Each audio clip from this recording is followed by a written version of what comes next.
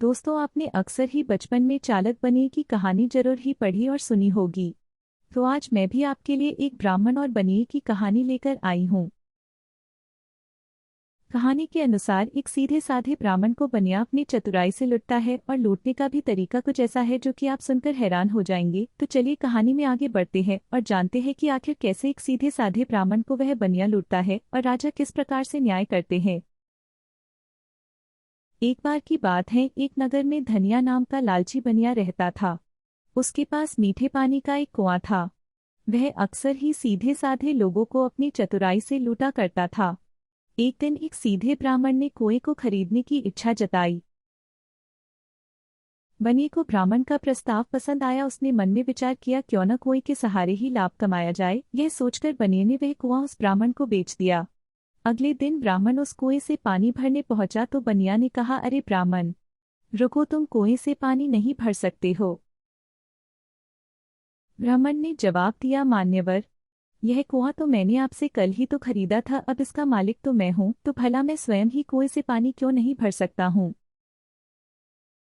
ब्राह्मण की बात सुनकर बनिया बोला, हाँ हाँ, याद है, कुआं तो तुम्हारा ही है, लेकिन तुम इस कुएं से पानी नहीं भर सकते। तुमने मुझसे कुआं खरीदने की बात कही थी और मैंने तुम्हें कुआं ही बेचा था। कुएं का पानी तो मेरा ही है। तुम केवल कुएं के मालिक हो, मैं कुएं के पानी का मालिक हूँ। अगर तुम्हें कुएं में से पानी लेना हो तो एक बाल्टी पानी के लिए 50 रुपये देने होंगे। यह सुनकर ब्राह्मण बहुत दुखी हुआ।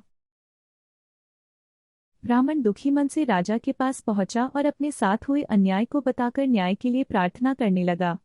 राजा ने सारी बात ध्यान से सुनने के बाद बनिया को बुलाया और पूछा, क्यों भाई बनिए, जब ब्राह्मण ने तुमसे कुआं खरीद लिया तो फिर तुम कुएं के मालिक कैसे हुए। राजा की बात सुनकर बनिया बोला, ब्राह्मण ही कुएं का मालिक है महाराज, लेकिन ब्राह्मण ने मुझसे केवल कुआं ही तो खरीदा था, उस कुएं के पानी का मालिक तो मैं ही हूँ।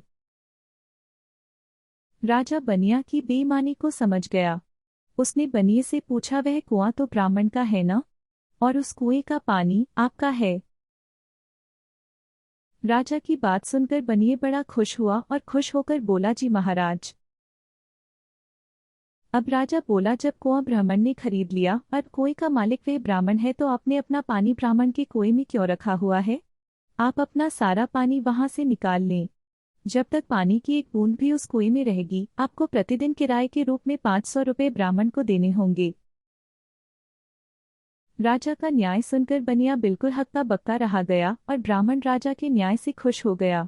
अब बनिए को राजा की बात समझ आ गई। वह समझ गया कि उसकी बेईमानी अब राजा के सामने खुल चुकी है। अब बनिया राजा के चरणों में गिरकर माफी मांगने लगा।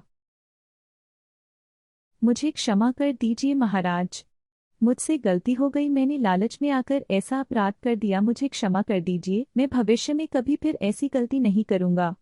बनिए की बात सुनकर राजा बोला, इस बार तो तुम्हें माफ करता हूँ, लेकिन दोबारा किसी को इस तरह परेशान किया तो कारागृह डलवा दूंगा। राजा के न्याय से ब्राह्मण को न्याय मिला और ब्राह्मण राजा की जय जयकार करता हुआ महल से अपने घर चला गया।